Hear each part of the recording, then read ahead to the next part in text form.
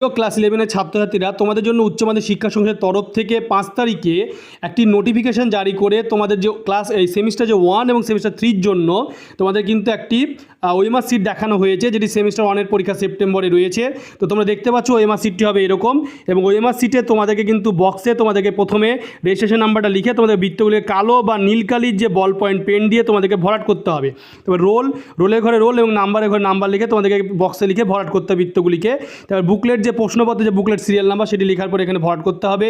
তারপর booklet set, তারপর subject code লিখে সাবজেক্ট কোডটিকে তোমাদের বৃত্তগুলিকে ভরাট করতে হবে। এরপর তোমাদের সিগনেচার করতে হবে ক্যান্ডিডেটের। এখানে যিনি এক্সামিনার গার্ডে থাকবেন তিনি এখানে সই করবেন। তোমাদের সেন্টারের কোডটি এখানে লিখতে হবে, সাবজেক্টটা এখানে তোমাদেরকে লিখতে হবে যে সাবজেক্টের পরীক্ষা, এবং প্রশ্নগুলিকে লেখার পরে তোমাদের প্রশ্ন উত্তরগুলি লিখবে যে উত্তরগুলি, সেগুলি কিন্তু এই বৃত্তগুলিকে ভরাট করেই কিন্তু তোমাদেরকে লিখতে হবে এই ওএমআর সিটের ভেতরে। ওএমআর সিট ভাঁজ করা যাবে না, প্রশ্ন উত্তর ভুল লিখলে তার জন্য কোনো নাম্বার কাটা